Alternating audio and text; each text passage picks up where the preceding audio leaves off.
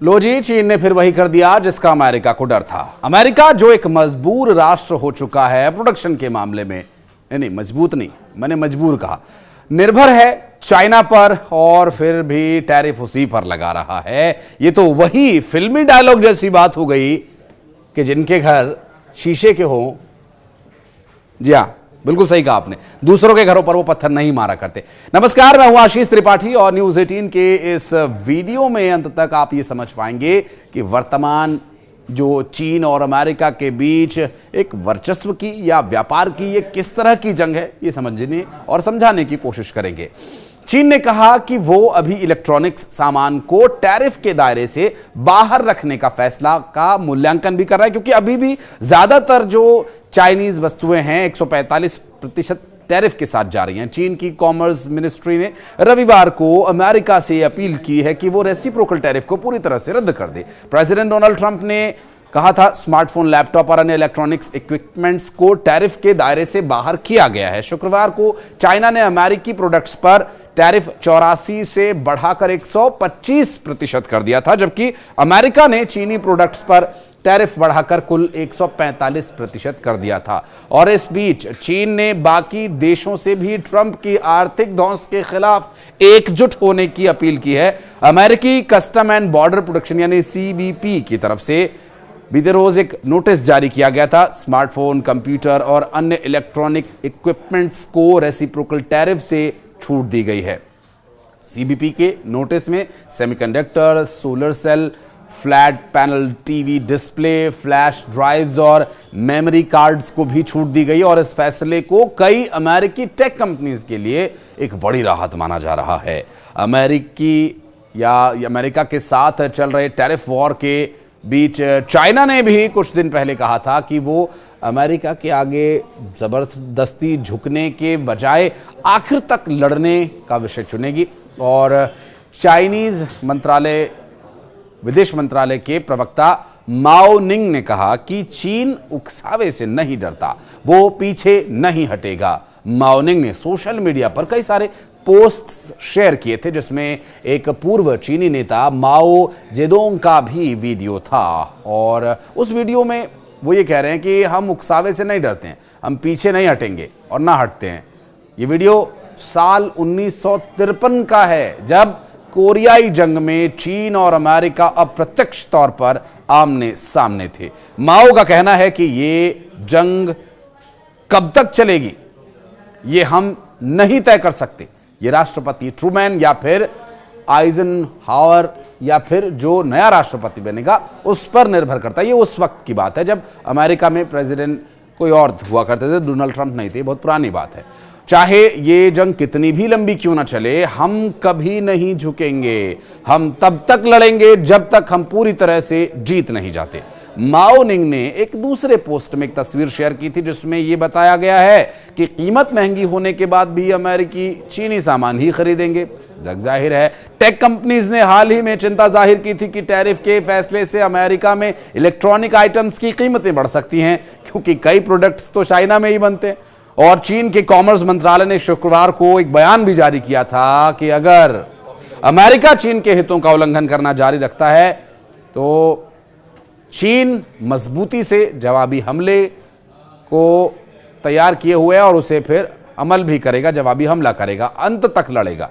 दरअसल चीन के पास अमेरिकी इकोनॉमी को प्रभावित करने की बड़ी ताकत है, क्योंकि चीन नई इंडस्ट्री और इनोवेशन बढ़ाने पर जोर दे रहा है। चीन के पास अमेरिका के करीब 600 अरब पाउंड के सरकारी बॉन्ड्स हैं, जो लगभग 760 अरब डॉलर हो जाते हैं।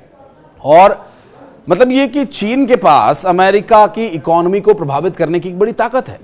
चीन अपनी तैयारी शुरू कर चुका है, क्योंकि बीते 2 अप्रैल को अमेरिका ने रेसिप्रोकल टैरिफ का ऐलान किया था। चीन पर टैरिफ की दर बढ़ा करके 125% कर दिया गया था। ट्रंप के इस कदम ने टेक कंपनीज की मुश्किलों को बढ़ा दिया था और अमेरिकी कंपनी एप्पल के प्रोडक्ट्स का अधिकतर प्रोडक्शन चूंकि चाइना में ही होता है और ये छूट smartphone, laptop, computer hard drive और कंप्यूटर प्रोसेसर, मेमोरी चिप्स पर लागू होगी और ये पॉपुलर कंज्यूमर्स इलेक्ट्रॉनिक्स आइटम आमतौर पर अमेरिका में नहीं बनाए जाते हैं और डोमेस्टिक मैन्युफैक्चरिंग में कई साल लगेंगे।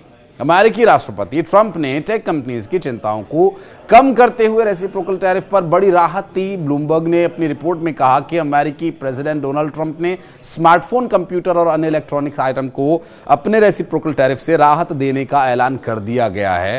हालांकि यहां ये समझने की कोशिश करते हैं कि इस राहत को भी चाइना नहीं मानता है। चाइना का कहना है कि जो रेसिप्रोकल या टैरिफ वाला जो खेल अमेरिका ने शुरू किया, उस खेल को पूरी तरह से खत्म किया जाए। कोई भी ऐसा कदम ना उठाया जाए जिससे ये पता चले या जिससे ये भाव जाए कि वो चाइना को किसी भी तरीके से कमज़ोर आंक रहा है या दबाने की कोशिश कर रहा है, या किसी तरह का ये जो कर लगाया गया ये कोई सज़ा है या ये किसी तरह की धौंस है। ये धौंस नहीं सहेंगे हम, चाइना का ऐसा कहना। हालांकि इस पूरे मामले में अंतर्राष्ट्रीय स्तर पर चाइना का कई और देशों से सहयोग की उम्मीद है। चाइना उम्मीद कर रहा है कि उसे सहयोग करना चाहिए, वो देश साथ आए जो अमेरिका के साथ व्यापार करते हैं और इस तरह के टैरिफ का विरोध भी करें। हालांकि अभी तक प्रत्यक्ष रूप से तो किसी ऐसे बड़े राष्ट्र या किसी छोटे राष्ट्र से भी चाइना की इस बात का सपोर्ट अभी तक नहीं किया गया है। क्या भारत इस पर पहल करेगा? बहरहाल भारत को इस मामले में पहल करनी चाहिए या नहीं करनी चाहिए, ये आप हमें कमेंट सेक्शन में आकर के ज़रूर बताइएगा। हालांकि इससे पहले एक रिपोर्ट में कहा गया कि राष्ट्रपति डोनाल्ड ट्रंप के प्रशासन ने एप्पल को लाभ पहुंचाने के लिए स्मार्टफोन, कंप्यूटर और अन्य इलेक्ट्रॉनिक्स आइटम को अपने रेसिप्रोकल टैरिफ से छूट दी है। इन प्रोडक्ट्स को ट्रंप के 125% चीनी टैरिफ और लगभग सभी अन्य देशों पर उसके बेसलाइन 10% ग्लोबल टैरिफ से बाहर रखकर शुल्क के दायरे को सीमित कर दिया गया है। जिन प्रोडक्ट्स पर ट्रंप के नए टैरिफ लागू नहीं होंगे उनमें सेमीकंडक्टर बनाने में इस्तेमाल होने वाली मशीन्स भी शामिल हैं, जो ताइवान सेमीकंडक्टर मैन्युफैक्चरिंग कंपनी जैसी कंपनीज के लिए एक महत्वपूर्ण जीत है, जिसने अन्य चिप्स मेकर के साथ मिलकर के अमेरिका में बड़े निवेश की प्रतिबद्धता जताई। और ऐसा ही एक एक्सक्लूजन सेमीकंडक्टर के लिए था जिस पर ट्रंप ने स्पेसिफिक टैरिफ लागू किए जाने की बात की थी। उन्होंने अभी तक ऐसा नहीं किया है और ट्रंप के सेक्टोरियल टैरिफ अब तक 25% पर सेट किए गए हैं। हालांकि यह स्पष्ट नहीं है कि सेमीकंडक्टर और संबंधित प्रोडक्ट्स पर उनकी दर क्या होगी, क्योंकि स्मार्टफोन और कंप्यूटर अमेरिकी प्रेसिडेंट डोनाल्ड ट्रंप के रेसिप्रोकल टैरिफ के दायरे में नहीं आएंगे, क्योंकि ब्लूमबर्ग की रिपोर्ट के अनुसार अमेरिकी सीमा शुल्क और सीमा सुरक्षा विभाग के नए दिशा निर्देशों में ऐसा कहा गया है। अमेरिका ने चीनी आयात पर 145% का भारी भरकम टैरिफ लगाया था और ये जगजाहिर है कि एप्पल जैसे टेक कंपनीज के प्रोडक्ट कहाँ तैयार होते हैं। जी हाँ, बिल्कुल सही कहा आपने, चाइना में ही बनते हैं ज़्यादातर। और अब यहां से सामान जब अमेरिका लाया जाएगा तो इस पर हाई टैरिफ का भुगतान चिंता का कारण है, जबकि इसका असर है कि एप्पल, एनवीडिया जैसी कंपनीज के शेयर्स में भारी गिरावट भी देखने को मिली और नतीजतन अमेरिकी शेयर बाजार को भी तगड़ा नुकसान हुआ। क्या यही नुकसान का डर अमेरिका को था जिस पर उन्होंने ये रिवर्स किया अपना फैसला कि वो अब इस कुछ प्रोडक्ट्स पर टैरिफ नहीं लगाएगा, जबकि वर्तमान परिस्थिति ये कह रही है कि चाइना ने पकड़ लिया है अमेरिका का गला और ड्रैगन पूरी तरह से अमेरिका पर हावी हो चुका है। क्या भारत की भूमिका इसमें कुछ हो सकती है, या भारत को अमेरिका जैसे ताकतवर राष्ट्र जो वक्त वक्त पर भारत को दबाने की कोशिश करता है उसे, या जो चाइना ड्रैगन जो भारत की तरफ आग उगलने वाला मुंह हमेशा खोले हुए है, भारत की ज़मीन कब्जाने की कोशिशें जिन्हें हम नाकाम करते रहे हैं वो करता रहा है। अब देखना ये होगा कि इस दो बड़े धुरंधरों की जंग में आगे परिणाम क्या होता है। अपने कमेंट सेक्शन में उपस्थिति ज़रूर दर्ज कराइएगा। वीडियो पसंद आए तो लाइक कीजिए, शेयर कीजिए, चैनल को सब्सक्राइब कीजिए। पेज पर अगर वीडियो देख रहे हैं तो प्लीज़ इसे लाइक कर लीजिए। धन्यवाद।